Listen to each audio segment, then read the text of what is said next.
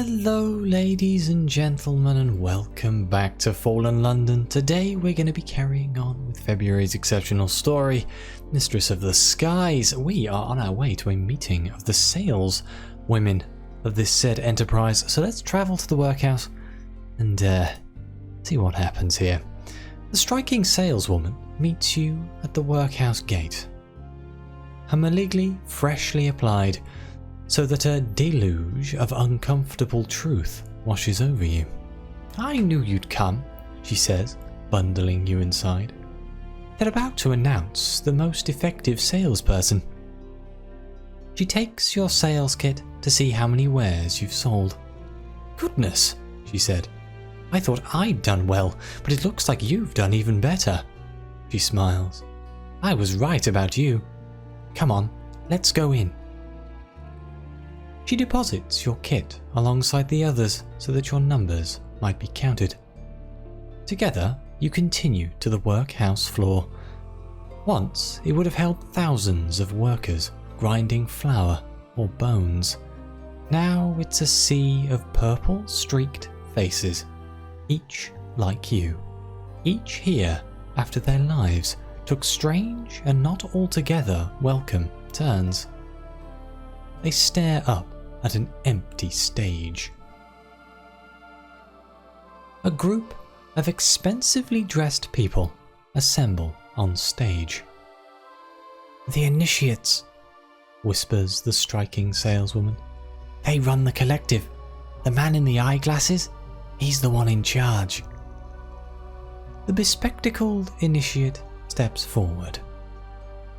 Mistress of the Skies was founded on the belief that divisions between Londoners are artificial, he says. "We are all equals here, however." Takes out an envelope. "We must celebrate those who have proven themselves exceptional. It is therefore an honor to welcome our newest initiate."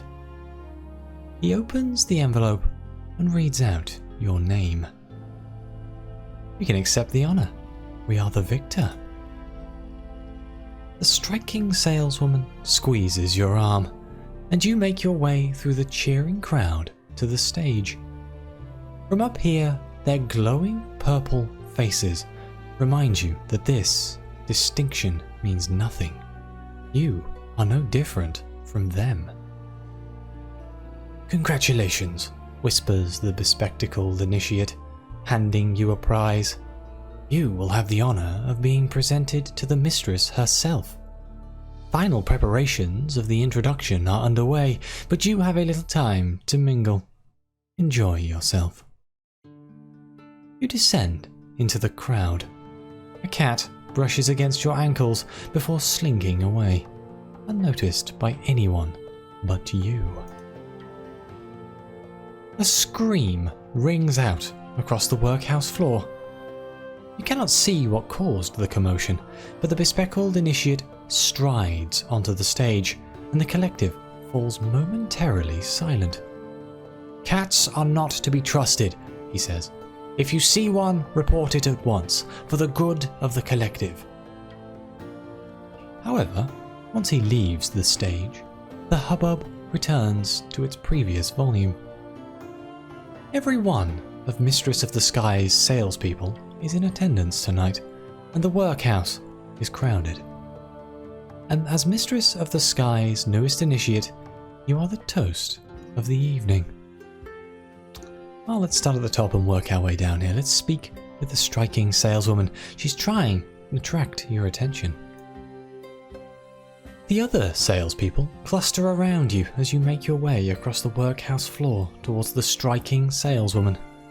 They utter congratulations from between iridescent lips. There is no jealousy. You are one of them. The Striking Saleswoman grabs your arm, and you lead her away from the throng. In the shadows, a white cat peeps out from behind her skirt. She has not seen it. Well, let's work against them here. I have a horrible feeling that this is some sort of weird cult, and it can't end well, can it? So let's speak loudly enough so the cat might hear. the information will be delivered to the Duchess. I suppose I should be happy for you, says the striking saleswoman, especially since the other initiates thanked me for bringing you aboard. And when I was out selling compacts, I realized how much London needs Mistress of the Skies. People are trapped, like I used to be, and they don't realize the rules are all made up. It's just... Her purple hooded eyes crinkle into a frown as she considers what you have both done. What if there's something wrong with the collective? We're the ones controlling the cosmetics, so if we can't agree, or someone wants to take over, well, I've just been thinking about it, that's all. Satisfied with what it has heard, the cat slinks away. So she has second thoughts about the collective then. Let's learn how these cosmetics are made. Work has not stopped for the evening.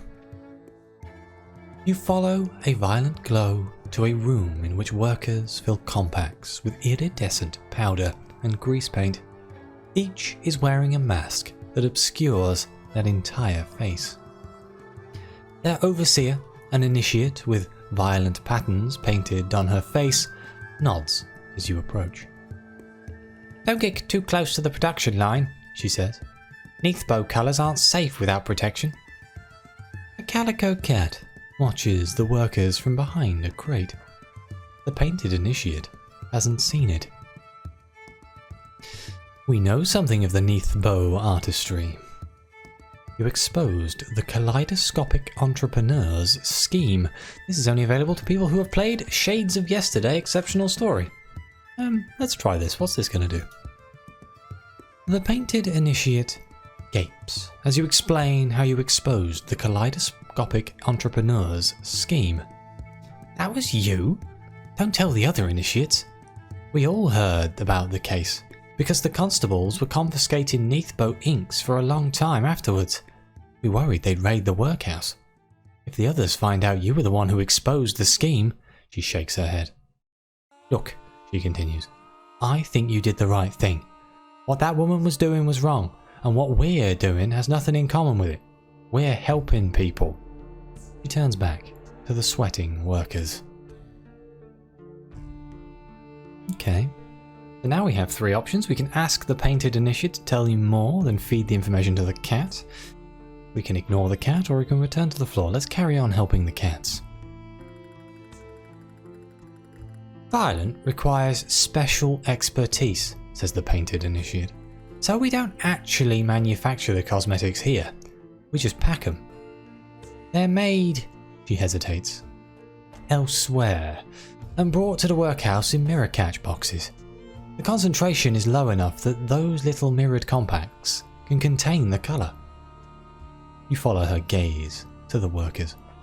Those masks are lined with thirsty bombazine, she says. Keeps them safe from the long-term effects of the violent. At least I hope it does, he smiles. I used to have that job. Once you have left the basement, you whisper your findings to the cat.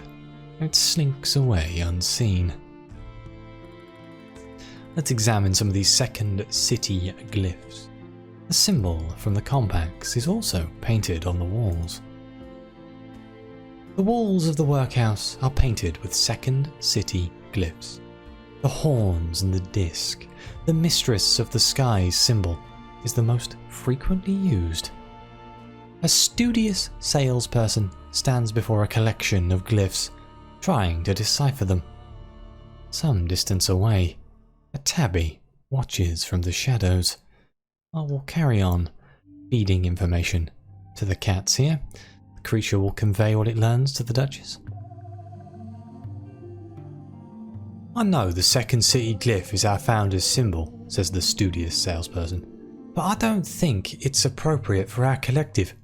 Many of the second city's greatest works were built, she lowers her voice, by slaves.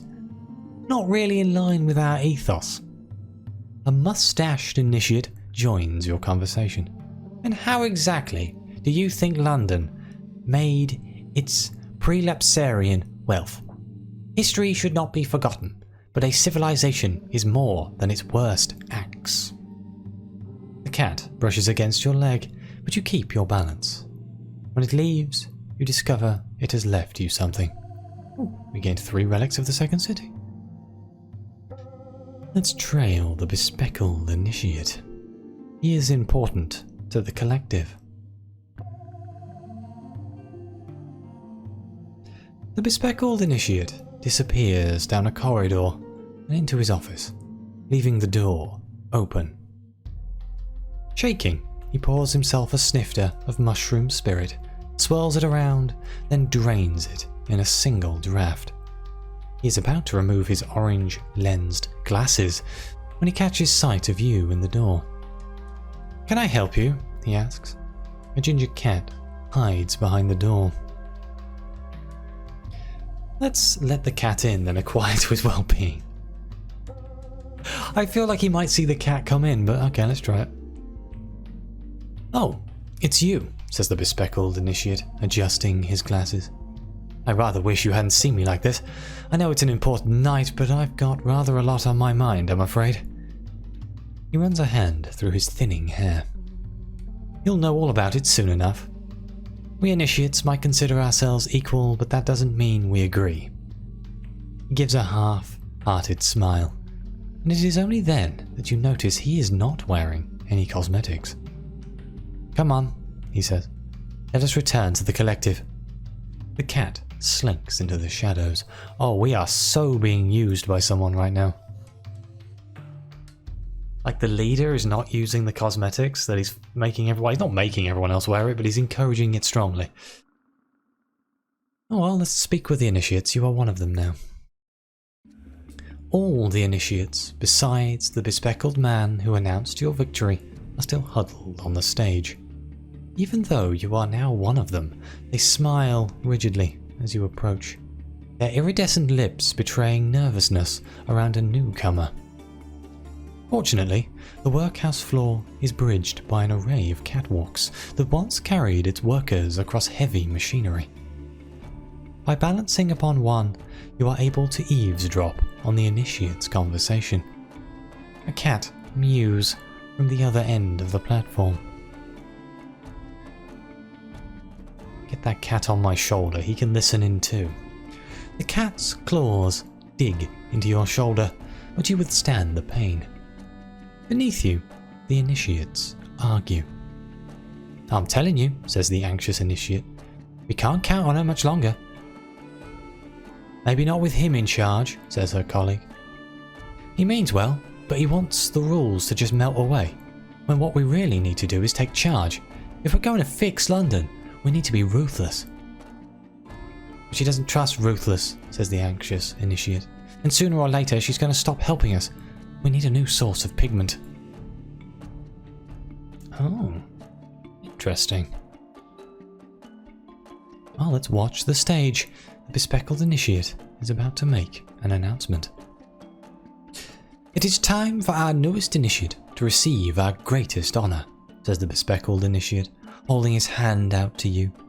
"In an unprecedented turn of events," he continues as you approach the stage, "our newest initiate is also our newest recruit. We have therefore also decided to honor the salesperson whose research and acumen brought them into our collective." He beckons the striking saleswoman towards the stage as well. A single tear spills from her painted eye, a violent rivulet against her cheek. Once you are both on stage, the other initiates lead you to the basement. Where could this possibly be going, other than the basement? The initiates lead you to a candle-lit room, empty but for a vast mirror. "The Mistress of the Skies wishes to meet all new initiates," says the bespectacled initiate. She lives beyond the mirror. As you step forward, a figure slinks out of the shadows. It is the Duchess. The other initiates surround her, but she does not flinch. "We haven't met," she says to the bespectacled initiate, "but I think you know who I am." A look of realization spreads across his face.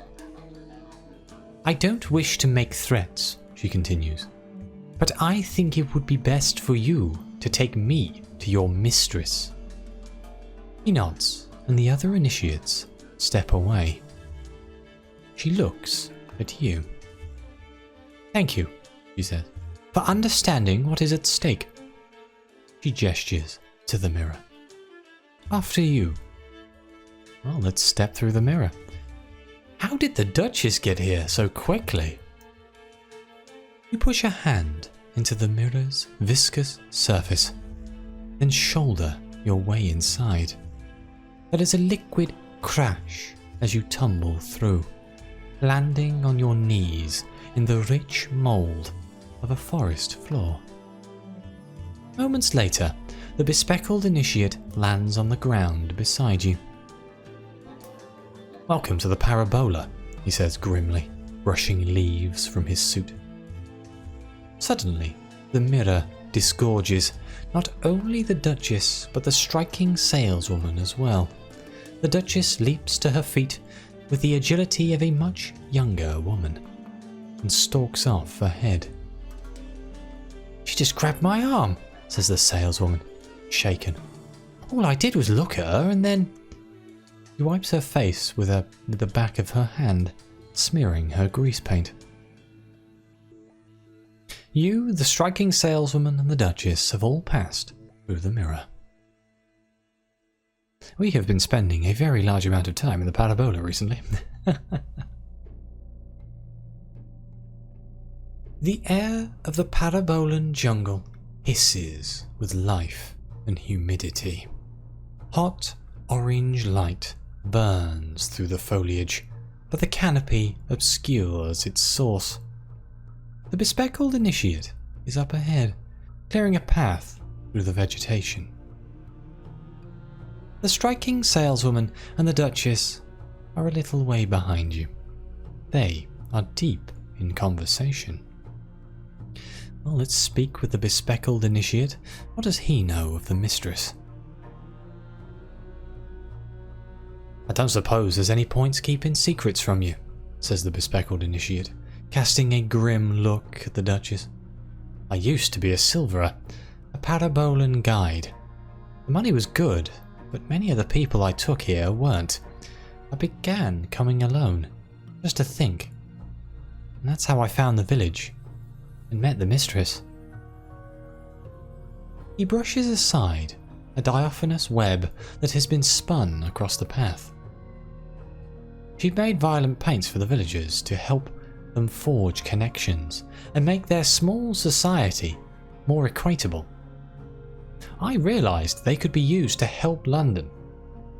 He agreed to the collective, and she provides us the violent pigments, but only on the condition that I introduce every new initiate to her. He sighs. She says that no one who pursues influence is fit to wield it, and that each new initiate I bring her only makes her more certain that she's right. He scrutinizes you. I wonder what she'll make of a spy. Oh, let's look up at the sun. What manner of thing is this? An engineering marvel. The sun is an incandescent disk of what looks to be glass, lit from within by the memory of a summer you never lived. Warm light red through your closed eyelids as you lie back upon fragrant moss, burning with joy as you turn away before the colour can overwhelm you. Cosbagon, says the bespectacled initiate. The colour of remembered sunlight. He adjusts his orange spectacles. The mistress was the engineer who designed it. She was commissioned by powerful people and believed them when they said they wanted to make this place a home. But they lied. Her creation played a part in... He stops himself. The details don't matter, but that's why she lives beneath it, to remind herself never to let her work be used like that again. Wait, played her part in what? I want to know. Damn it. I hate it when the people don't explain things. Well, let's explore the village, I guess. Who lives here? The village is a cluster of ruins, half devoured by creeping vines. In their midst, the villagers stir vats of neath bow pigment. Each is wearing a mask, but without one, you are plunged into a cauldron of emotion and memory. Thoughts bloom only to be engulfed by an indigo fog of forgetfulness, and everything is bathed in sunlight, sunlight, sunlight, sun. You turn and run, feet slamming against the ancient stone as they carry you away from the vats. Careful, says the bespectacled initiate when you return to his side. It's not safe to be around that many colours. This will advance the story. Hang on. We can still talk to the salesperson. She is on her way to meet the mistress at last. The striking saleswoman reluctantly leaves the Duchess's side to walk beside you. Her sweating face is streaked with melting violet, and to look at her is suddenly to be uncertain of anything that has passed between you. I've wanted to meet the mistress ever since I joined the collective, she says. But now that I'm about to, I'm afraid. Not that she won't think much of me, but because she might not be all I've dreamed of. I told you I was worried about the collective, and now I'm thinking, well, if there are problems, maybe they're her doing. She casts a furtive look at the bespectacled initiate. I've put everything into the collective, she says. But if it's causing more harm than good, I'm leaving. I'll be fine, I'm used to starting from nothing. Let's speak with the Duchess. She is different here in the Parabola. The Duchess slinks away from the striking saleswoman to walk in step with you. I should not be here, she says. There are tenuous agreements in place that my presence violates, but I have no choice. I must stop this pollutant, forged in the is-not, from seeping further into the is. Something hisses from a nearby tree, and she stares in its direction. The mistress, she whispers, not taking her eyes off the tree. If she is who I think she is, does not understand what it means to have power, the burden of it. The Duchess sighs. That young woman, on the other hand, has significant potential. That's why she's been used by her husband, by the workhouses, and now the collective. I wonder if she realizes. And then finally, let's listen to what the Duchess and the striking saleswoman are talking about. And then, after everything, says the striking saleswoman, I suppose I didn't look too closely at what I didn't want to see. She mops her sweating brow and examines her hand, now glistening with melted violent remnants of the person she has worked so hard to become. You don't need that grease paint, says the Duchess, or at least not with me. She brushes a finger reflexively against her own cheek. Listen, I understand what it is to do something rash under difficult circumstances. It is not too late for you to change your mind about where your allegiance lies. That seems fair. Okay, well let's climb the temple steps. This will advance the story. The bespectacled initiate leads you, the striking saleswoman and the Duchess, up the overgrown stone steps and into the temple. The temperature drops once you are out of the false sun's cosmogon rays. Once your eyes adjust to the darkness, you see that the temple is stained by pools of Vidic, streaks of indigo, and now familiar daubs of violet. In a corner, a horned figure is crouched over a table, bristling with flasks of colour. Mistress, says the bespectacled initiate, I'm afraid the collective was infiltrated. The interloper demanded to see you. I have brought her and her associates. The mistress of the skies turns to face you. One at a time, she says. The Duchess glares at her for a moment before prowling back down the temple stairs. The striking saleswoman follows suit, escorted by the initiate. You and the mistress are alone. Should we not let the Duchess go first? I don't know. I feel like, rank. Rank, understanding of the situation, various other things that may in fact be relevant to this current situation, but no, it's fine. I'll do the talking. Nothing to worry about. The Mistress of the Skies has the body of a woman and the head of a cow. She dips a finger into a pouch at her waist and drags it over your lips. In her bovine eyes, you see the color's glowing reflection. Tell me, she says, without moving her heavy jaws. How is the collective using my pigment? Okay, so we have 4 options. For good, the collective is changing London for the better. They cannot agree. They wish to make London fairer, but fight about how. You are unsure, the situation is too complex, or they are immoral. The pigments are influencing people's minds without their consent. I think I'm going to go with immoral. Because it's no different than drugging someone and then coercing them to believe in the same thing you do. The mistress's great third face is inscrutable as you explain your objections to the collective's methods. Once you have finished, she wipes the pigment from your lips. Colour helps me understand what is truly being said, she says. I find it so hard now. She gives the barest of nods. I believe you spoke what you believe to be the truth. You may ask questions of me, if you wish. Okay, well, can I ask you where she came from? Did she always live in this temple? I come from a city of sun and sand and edifices, the mistress says. I was a person of no consequence until I discovered an aptitude for a certain kind of engineering. The spectrum in the neath has a peculiar properties, and I became adept at putting them to use. It made me useful to people of great consequence. They used me and used my creations to take power they believed was theirs. Her bovine eyes stare blankly at the temple columns. When all was done, they let me stay here and keep living. This place was not theirs to give, and yet I took it. Okay. Ask why she calls herself the Mistress of the Skies. What is her real name?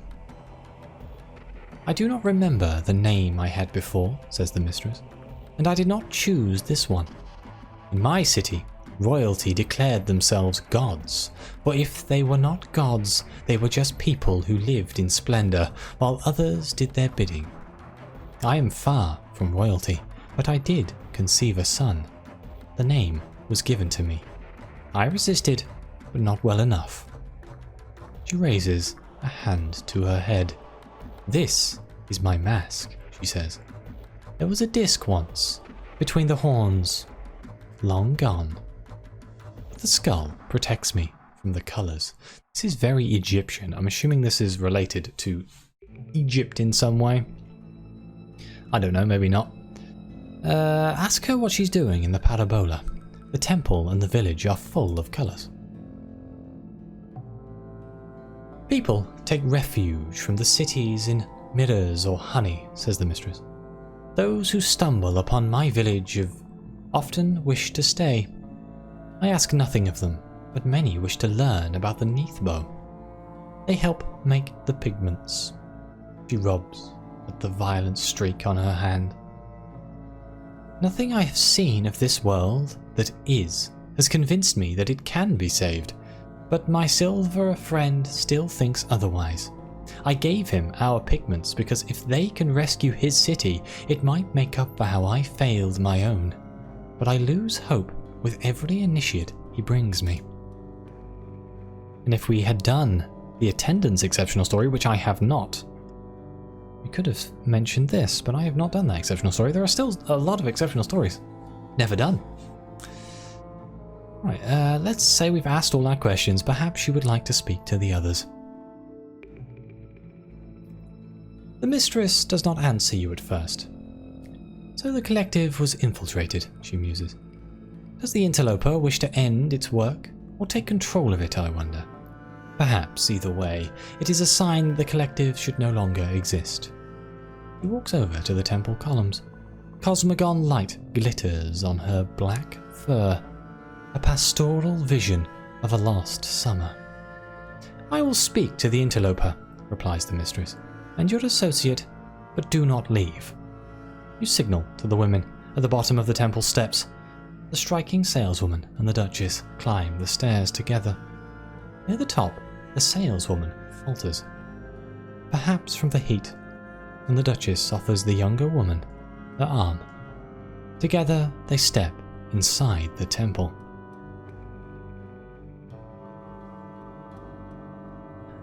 But I think I'm going to end it here. This episode, we'll pick it up in the next episode. Thank you very much for watching. Please like and subscribe. Let me know what you think. Your comments are greatly appreciated. And as always, I'll see you next time.